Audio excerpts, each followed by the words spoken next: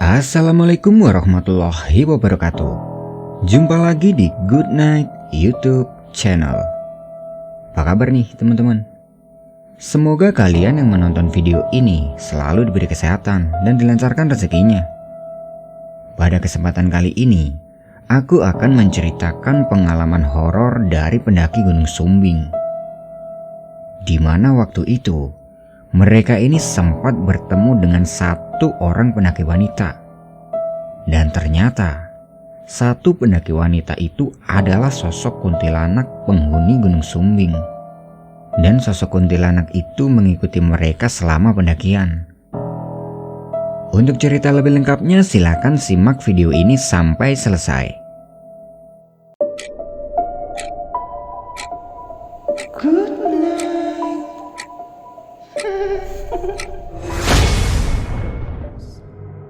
Waktu itu pukul 3 sore.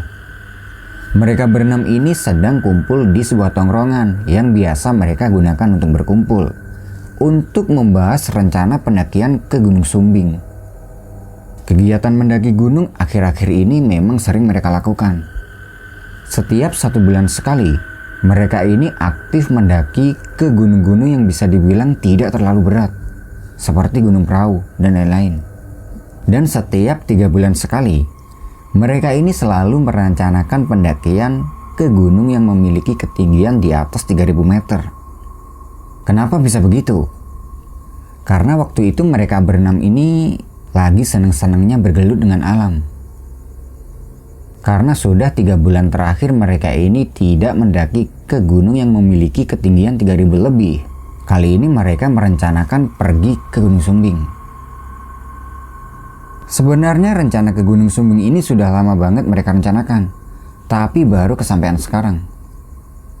Setelah selesai membahas itu, mereka ini lanjut ngobrol-ngobrol dan saling bercanda. Hingga sekitar pukul 5:30 sore, mereka kembali ke rumahnya masing-masing. Singkat cerita, tibalah hari pemberangkatan. Pagi itu mereka semua berkumpul di rumahnya Willy dan rencana berangkat bareng dari sana. Setelah semuanya ini sudah berkumpul, mereka lekas menggendong carrier-nya masing-masing dan berkendara menuju ke base camp Gunung Sumbing via Garung. Kurang lebih pukul 10 pagi, sampailah mereka di base camp. Sesampainya di situ, Willy langsung mengurus izin. Jadi, bisa dibilang Willy ini adalah ketua kelompok pendakiannya. Setelah izin diberikan, pendakian pun segera dimulai. Kurang lebih pukul 11 siang. Nah, berhubung dari base camp menuju ke pos 1 ini terdapat ojek, mereka memilih untuk naik ojek. Ya, hitung-hitung buat menghemat tenaga. Tapi, ojek yang ada di Gunung Sumbing itu berbeda. Kalau biasanya kan penumpangnya itu duduk di belakang. Kali ini mereka diboncengnya di depan. Jadi mereka ini bisa merasakan sensasi yang berbeda. Apalagi tukang ojeknya itu berkendaranya cukup ngebut. Kurang lebih pukul 11:30 siang, sampailah mereka di pos 1. Sesampai di sini mereka berhenti sebentar. Dan di sini mereka ini ketawa karena melihat ekspresi Ana dan Cika ini masih sangat gemeteran setelah menaiki ojek tadi. Setelah dirasa sudah siap mendaki, mereka pun memulai perjalanannya menuju ke pos 2. Mereka berjalan dengan posisi Willy di paling depan, disusul oleh Randy, Fajar, Anto, Ana, Cika, dan Anto di paling belakang. Perjalanan menuju ke pos 2 ini masih belum ada kejanggalan apapun. Dan di sepanjang perjalanan, ya kayak biasa, mereka ini ngobrol-ngobrol, sesekali bercanda. Hingga kurang lebih pukul 2 siang, mereka sampai di pos 2. Di pos 2 ini mereka memutuskan untuk berhenti cukup lama untuk masak-masak makanan ringan sambil ngopi. Sambil minum kopi di pos 2 itu, mereka ini berdiskusi di mana mereka nanti akan bermalam. Dan Willy mengajak mereka untuk bermalam di pos 3 aja. Setelah cukup lama istirahat, mereka berkemas lagi dan perjalanan kembali dilanjutkan. Di perjalanan menuju ke pos 3, tepatnya di area Engkol-Engkolan, sekitar 10 meter di depan. Willy yang waktu itu berjalan di paling depan melihat ada seorang cewek yang sedang duduk di pinggir jalur. Dia memakai celana hitam dan kaos putih. Rambutnya ini terurai cukup panjang dan dia membawa tas carrier. Sepertinya dia juga sedang mendaki. Melihat itu Willy bilang ke teman-temannya, itu di depan kayak ada cewek. Iya tuh, sendirian pula, jawab Anto. Mereka berjalan menuju ke arah cewek tersebut karena kebetulan arah jalurnya ini memang ke sana. Sesampai di tempat cewek itu, Willy menyapa, "Mari mbak." Cewek itu hanya membalas dengan singkat, "Iya, mari." Karena cukup lelah, mereka berhenti sebentar di dekat cewek itu. Dan Willy lanjut bertanya pada cewek itu, "Sendirian aja mbak? Nggak sama teman?" "Enggak, aku daki sendiri." "Udah turun apa mau naik?" "Baru mau naik." Jawab cewek itu dengan singkat, tapi dia ini ramah. Mendengar itu mereka semua ini heran. Kok berani cewek mendaki sendirian? Lalu Willy mencoba mengajak cewek itu untuk jalan bareng. Ya biar rame aja. Dan cewek itu menganggukkan kepala sambil dia ini tersenyum. Satu persatu dari mereka bersalaman dengan cewek tersebut. Ya sekalian untuk kenalan. Dia bilang namanya adalah Sustrini. Willy lanjut ngobrol-ngobrol dengan Sustrini.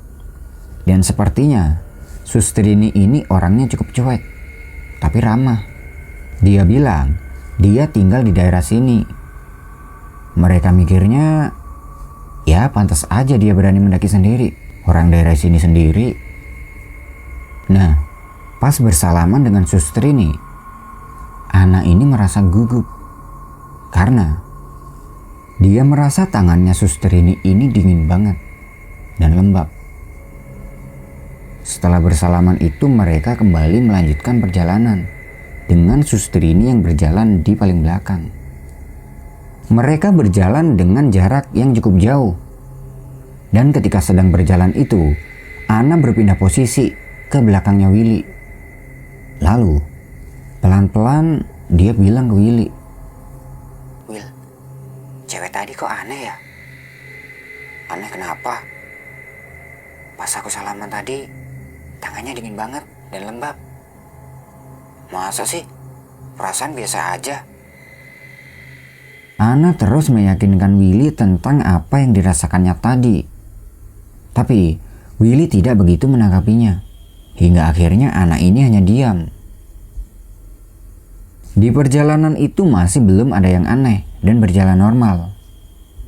Setelah melewati trek yang cukup menanjak, sampailah mereka di pos bayangan yang disebut Seduplak Roto.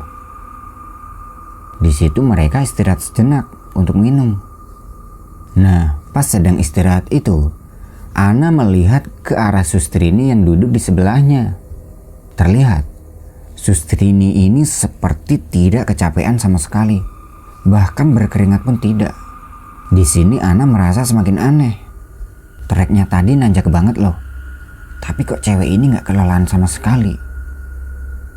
Ucapnya dalam hati sambil melihat ke arah Sustrini yang sedang duduk sambil menatap ke bawah. Dia terus memperhatikan Sustrini. Dan ketika dia sedang fokus memperhatikannya, tiba-tiba Sustrini ini ngelirik ke Ana sambil tersenyum sinis. Melihat itu Ana langsung mengalihkan pandangannya dan pindah tempat duduk di sebelahnya Anto yang jaraknya cukup jauh dari Sustrini. Sebenarnya Ana pengen bilang ke teman-temannya tentang apa yang dirasakannya itu, tapi dia gak enak sama Sustrini. Akhirnya dia memilih untuk menyimpannya dulu dan tunggu waktu yang tepat. Setelah cukup istirahat, perjalanan kembali dilanjutkan. Sebelum lanjut berjalan itu, Willy sempat meminta pada Sustrini agar dia berjalan di tengah. Tapi dianya nggak mau dan pengen jalan di belakang aja. Sambil berjalan itu, Ana masih memikirkan tentang suster ini. Tapi semakin dipikirkan, dia malah jadi merinding karena teringat dengan senyum sinis suster ini tadi. Di sisi lain, selama perjalanan itu suster ini hanya terlihat diam, tidak mengucapkan satu kata pun. Di tengah-tengah perjalanan menuju ke pos 3, Ana yang waktu itu berjalan di depannya Anto tiba-tiba mencium bau yang sangat aneh. Jadi baunya ini wangi banget, seperti bau bunga melati. Tapi itu hanya sekejap. Nah, gak tahu kenapa nih ya. Ketika mencium bau wangi itu, spontan arah pandangannya Ana ini langsung menuju ke arah suster ini yang berjalan cukup jauh di belakang. Sepertinya bau wangi itu bersumber dari arah suster ini. Di sini dia bilang ke Anto, "Tok, kamu nyium bau wangi nggak?" "Iya sih tadi sekilas, tapi sekarang udah enggak. Aku kok ngerasa ada yang aneh ya sama cewek itu." "Aneh kenapa?" "Dari tadi dia di mulu, gak mau jalan deketan sama kita." Anto kemudian melihat ke arah belakang, begitupun dengan Ana. Terlihat, Sustrini ini sedang menikmati jalannya, sambil terus menatap ke bawah. "Iya ya, kok aneh gitu?" ucap Anto. "Makanya, tadi pas istirahat dia sempat senyum sinis ke aku," jawab Ana. Anto mengajak Ana untuk berpikir positif aja. Mungkin suster ini emang orangnya seperti itu. Singkat cerita, sampailah mereka di pos 3 sekitar pukul 5:30 sore. Di pos 3 itu terlihat sangat sepi. Hanya ada satu tenda pendaki lain. Itu pun jaraknya cukup jauh. Sesampai di situ mereka segera mendirikan 2 tenda. Satu tenda untuk cowok dan satu tenda lagi untuk cewek. Sedangkan suster ini, dia membawa tenda sendiri dan ditempati sendiri. Setelah tenda sudah berdiri, mereka lanjut masak di depan tenda. Dan ketika mereka ini sedang masak, suster ini berada di dalam tenda dan menutup pintu tendanya. Melihat suster ini yang berada di dalam tenda, Willy berinisiatif untuk mengajaknya kumpul sama teman-temannya. Tapi terdengar dari dalam tenda, suster ini bilang kalau nanti dia menyusul. Willy kemudian lanjut masak sama teman-temannya. Dan ketika sedang sibuk memasak, Ana mencium bau wangi lagi, seperti tadi. Mencium bau wangi itu spontan Ana langsung nyeletuk. Ini bau apa ya? Kok wangi gini?" Mendengar ucapan Ana, mereka semua langsung memasang hidung. Dan ternyata benar. Yang mencium bau wangi itu bukan cuma Ana, tapi mereka semua. Mereka kemudian celingukan mencari sumber bau itu. Sepertinya bau wangi itu bersumber dari arah tendanya suster ini. Merasakan itu, mereka pun berhenti membahas soal bau wangi tadi. Karena mungkin di dalam tenda suster ini sedang memakai parfum. Ana berinisiatif untuk mengatakan bau wangi itu pada teman-temannya. Bahwasanya di perjalanan tadi dia juga sempat mencium bau seperti ini. Tapi pas dia ini mau bilang ke teman-temannya, tiba-tiba suster ini terlihat keluar dari tenda dan ikut gabung sama mereka. Dan anehnya, pas suster ini duduk bersama mereka, Ana sudah tidak mencium bau wangi itu lagi. Suster ini hanya terlihat menunduk dan tidak ngomong sama sekali. Ketika masakan sudah matang, mereka pun makan. Dan tidak lupa Willy menawari suster ini untuk ikut makan bareng. Tapi waktu itu suster ini tidak mau makan dengan alasan dia tidak lapar. Mereka menganggap mungkin suster ini sudah makan tadi di dalam tenda. Sambil makan itu tiba-tiba bulu kuduknya Ana ini berdiri. Terlebih ketika dia ini melirik ke arah Suster ini yang sedang duduk sambil terus melihat ke arah bawah. Setelah selesai makan, mereka lanjut ngopi dan ngobrol-ngobrol di depan tenda. Ketika sedang ngopi itu sesekali mereka mengajak suster ini untuk ikut ngobrol. Tapi dia tidak mengeluarkan satu kata pun. Setiap kali ditanya, responnya dia ini cuma senyum sambil ngangguk, kadang juga sambil menggelengkan kepala. Di sela-sela obrolan tiba-tiba suster ini pamit pada mereka semua untuk masuk ke dalam tenda dengan alasan dia mau tidur. Setelah masuk ke dalam tenda, pelan-pelan Ana membuka omongan. Kalian ngerasa ada yang aneh gak sih sama pendaki cewek itu? Kenapa? Sejak gabung sama kita, dia gak kedengaran ngomong sama sekali. Iya juga ya, aku baru nyadar. Terus kalian ingat gak sama bau wangi tadi? Sebenarnya di perjalanan tadi aku juga mencium bau itu. Anto juga. Willy meminta Ana agar tidak ngomongin hal itu karena takutnya suster ini dengar. Willy juga meminta pada Ana agar tidak ngomong aneh-aneh dan berpikir positif aja.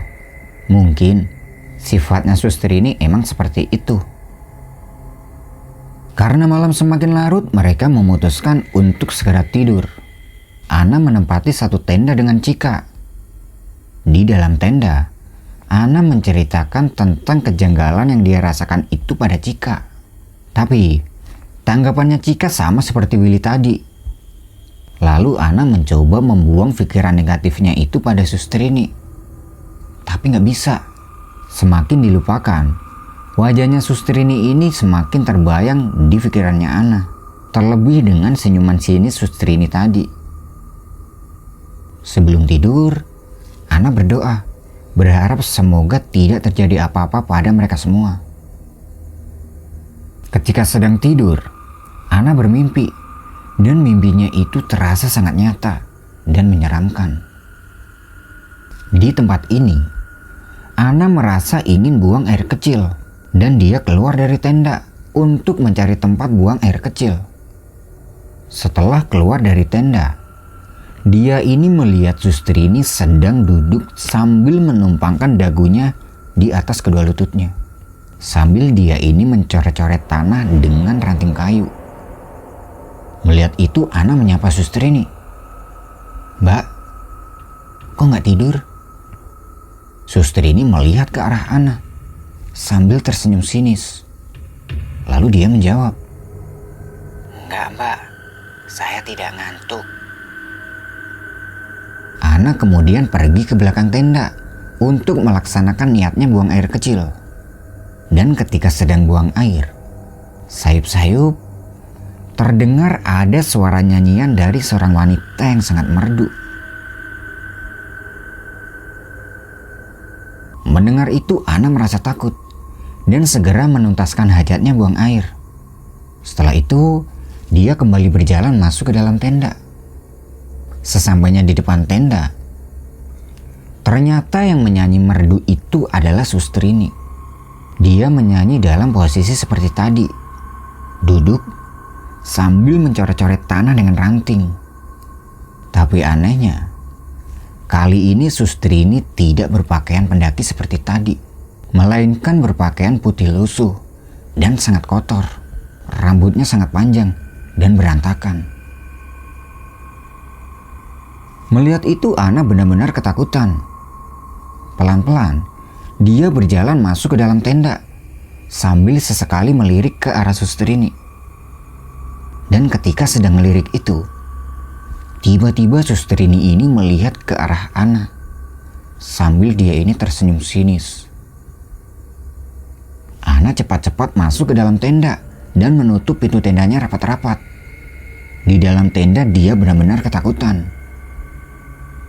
Suara nyanyian suster ini masih terdengar di telinganya Ana. Hingga akhirnya, suara nyanyian itu membuat Ana terlelap tidur. Tidak lama setelah itu, terdengar suara Cika membangunkan dan mengajaknya untuk keluar tenda mencari udara segar. Ternyata waktu itu sudah pagi. Setelah bangun itu, dia masih terbayang mimpinya barusan. Dan dia baru sadar kalau ternyata tadi itu cuma mimpi. Ana tidak menceritakan hal itu pada Cika dan langsung keluar tenda. Di luar tenda, terlihat mereka yang cowok ini sudah pada bangun dan sedang membicarakan sesuatu. Ternyata yang dibicarakan itu adalah tentang suster ini yang pagi itu tiba-tiba sudah tidak ada. Begitupun dengan tendanya. Ana dan Cika kemudian ikut nimbrung bersama mereka yang cowok. Dan di situ Anto bercerita kalau semalam dia ini sempat keluar tenda untuk pipis dan melihat suster ini sedang berada di depan tenda dengan wujud yang lain. Mendengar itu, Ana tersentak karena apa yang diceritakan Anto itu sama persis dengan mimpinya semalam, termasuk suster ini yang sedang bernyanyi. Ana juga menjelaskan tentang mimpinya itu pada teman-temannya. Kalau ternyata mimpinya itu sama persis dengan apa yang sudah dialami Anto semalam. Mendengar penjelasan dari mereka berdua, teman-temannya ini hampir tidak percaya. Akhirnya Willy meminta pada mereka untuk melupakan kejadian ini dan anggap saja suster ini udah jalan duluan ke atas. Pagi ini Ana merasa sedikit lega karena setidaknya dia sudah tidak bersama suster ini lagi. Kemudian mereka masak-masak untuk sarapan sebelum nanti berjalan summit ke puncak. Singkat cerita, sekitar pukul 9, mereka semua ini sudah selesai sarapan dan memulai perjalanan summit menuju ke puncak. Di perjalanan ini sudah tidak ada kejanggalan apapun. Sambil berjalan sesekali mereka membahas tentang suster ini. Tapi semakin dibahas malah terasa semakin merinding. Hingga akhirnya mereka sepakat untuk tidak membahas soal itu lagi dan melupakannya. Setelah cukup lama berjalan, sampailah mereka di puncak buntu Gunung Sumbing.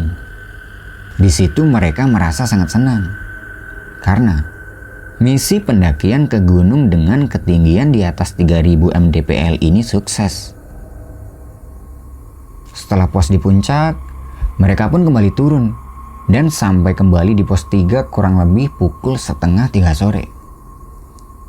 Di pos 3 itu Willy mengajak mereka untuk istirahat dulu. Ketika sedang istirahat, dia bilang, "Di puncak tadi kok aku nggak ngelihat ada suster ini ya?" "Iya ya? Mungkin dia ke puncak Raja Wali kali." "Iya juga sih." Mereka menganggapnya begitu karena jalur pendakian Gunung Sumbing via Garung ini terdapat 2 puncak, yaitu Puncak Buntu dan satunya lagi Puncak Raja Wali. Ana meminta pada mereka agar tidak membahas soal suster ini lagi. Karena jujur saja, Ana ini masih merasa takut meskipun cuma dengar namanya. Setelah cukup lama istirahat, mereka pun mengemasi tendanya dan bergegas berjalan turun, kurang lebih pukul 4:30 sore. Di perjalanan turun, tepatnya ketika mereka melewati area Seduplak Roto, tiba-tiba Ana ini mencium bau anyir, kayak darah. Dia pun bertanya pada yang lain, apakah mereka juga mencium bau anyir? Dan ternyata mereka semua juga sama. Di sepanjang perjalanan bau anyir itu masih saja terus tercium dan Ana mulai merasa takut. Di sisi lain, waktu itu juga sudah mulai petang. Sambil berjalan Ana terus membaca doa sambil matanya ini mengeksplor keadaan sekitar. Nah, di tempat mereka bertemu dengan suster ini ketika naik kemarin, tiba-tiba bau anyir itu perlahan hilang, hingga akhirnya tidak tercium lagi. Di sini Ana merasa sedikit tenang. Mereka terus berjalan, hingga sampai di pos 2 sekitar habis maghrib. Di pos 2 itu, Willy mengajak mereka semua untuk berhenti sebentar, untuk minum. Pas sedang istirahat, tiba-tiba Willy bilang, "Apapun yang terjadi, jangan sampai lari ya. Kita jalannya berdekatan." Ucapnya sambil mengamati keadaan sekitar. Mendengar Willy berkata seperti itu, Ana merinding. Dan baru saja Willy berkata seperti itu, tiba-tiba tercium bau yang sangat wangi, seperti bau wangi bunga melati. Mereka yang mencium bau itu hanya saling memandang dan memberi kode agar segera berjalan meninggalkan tempat ini. Tidak lama berjalan meninggalkan pos 2. Ana yang waktu itu berjalan di tengah sayup-sayup mendengar ada suara wanita yang sedang ketawa. Mendengar itu dia langsung bilang ke teman-temannya,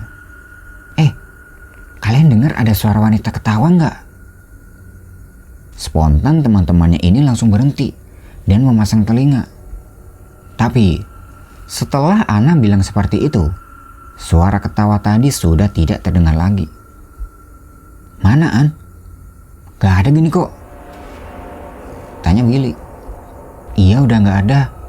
Tadi sayup-sayup aku dengar," jawab Ana. Willy yang waktu itu berjalan di paling depan mendekati Ana dan bilang, "An, kalau dengar atau ngelihat apa-apa yang sekiranya gak logis, diemin aja ya, jangan diomongin." Ana mengangguk paham. Kemudian Willy kembali ke posisinya dan mengajak mereka semua untuk lanjut berjalan. Mereka masih berjalan secara berdekatan. Dan ketika mereka ini melewati area yang cukup rimbun, entah kenapa tiba-tiba Ana ini merasa sangat merinding. Tapi mengingat perkataan dari Willy tadi, dia berusaha untuk tetap diam. Tidak lama kemudian, Willy yang waktu itu berjalan di paling depan, meminta mereka semua agar berjalan pelan-pelan. Sepertinya Willy ini sedang melihat sesuatu. Mereka pun hanya menurut. Setelah beberapa meter berjalan, sayup-sayup Ana ini mendengar ada sebuah nyanyian khas Jawa. Setelah didengarkan lebih jelas lagi, sepertinya itu adalah suara nyanyian dari Sustrini yang ada di mimpinya semalam. Mendengar itu, Ana melihat ke arah teman-temannya. Dan sepertinya teman-temannya ini tidak mendengar, karena terlihat biasa saja. Suara nyanyian itu lama-kelamaan semakin terdengar jelas. Sepertinya suara itu berasal dari bawah. Tidak lama kemudian, Willy yang waktu itu berjalan di paling depan tiba-tiba mengucap istighfar dengan sangat keras. "Astagfirullahaladzim," ucapnya dengan keadaan kaget. Mereka semua pun ikut kaget dan berhenti. Kenapa tiba-tiba Willy berucap seperti itu? Fajar yang berjalan di belakangnya Willy bertanya, "Kenapa, Will? Kalian semua jangan ada yang lari ya. Kita jalan pelan-pelan seperti ini. Dan ingat, jangan ada yang nengok ke arah kanan." Keadaan menjadi sangat mencekam. Ana bertanya-tanya, kenapa tiba-tiba Willy berkata seperti itu? Mereka semua kemudian lanjut berjalan dengan pelan-pelan, sesuai arahan dari Willy. Karena penasaran dengan ucapan Willy tadi, sambil jalan Ana ini mencuri pandang ke arah kanan. Dan terlihat dengan jelas sebuah pemandangan yang sangat menyeramkan. Di sebuah pohon, terdapat sosok perempuan yang sedang duduk di dahan dengan posisi menggelantungkan kakinya ke bawah. Dan sosok perempuan itulah ternyata yang sejak tadi terdengar menyanyi. Melihat keberadaan sosok itu, Ana benar-benar takut. Dia segera mengalihkan pandangannya dari perempuan itu. Mereka terus berjalan sambil berdekatan. Dan ketika mereka ini melewati sosok perempuan itu, terlihat Willy ini sedang menundukkan badan, seperti mengucap permisi. Setelah cukup jauh berjalan, suara nyanyian itu sudah tidak terdengar lagi dan mereka mempercepat jalan agar segera sampai di bawah. Pukul 8 malam, akhirnya mereka ini sampai kembali di base camp. Di sini mereka semua masih tegang dan ketakutan. Terutama si Ana yang melihat sosok perempuan itu secara langsung. Di base camp itu mereka tidak mau lama-lama dan bergegas mengambil motor untuk segera pulang. Di perjalanan pulang mereka menyempatkan untuk mampir di sebuah warung kopi pinggir jalan untuk membicarakan kejadian barusan. Di warung kopi itu, Willy menjelaskan pada mereka bahwasanya selama perjalanan itu, mereka ini diikuti oleh sosok kuntilanak. Itu sebabnya dia ini mengajak yang lain untuk terus berjalan berdekatan. Ana yang sudah tahu akan hal itu menyimpulkan kalau mungkin sosok kuntilanak itu adalah wujud asli dari Suster ini karena terdengar dari suara nyanyiannya. Anto pun juga beranggapan seperti itu. Dan sebenarnya, pas jalan turun tadi, Anto juga melihat sosok kuntilanak itu sedang duduk di atas pohon. Dan di perjalanan turun tadi, sebenarnya mereka semua ini juga mendengar nyanyian dari seorang wanita, tapi mereka memilih untuk saling diam. Pendakian ke Gunung Sumbing ini merupakan pendakian yang paling horor bagi mereka. Dan untungnya, sosok kuntilanak itu tidak mengganggu, hanya menggoda aja. Tapi, kejadian itu tidak membuat mereka kapok untuk naik gunung lagi. Selanjutnya, mereka ini lebih berhati-hati, terutama dengan ucapan.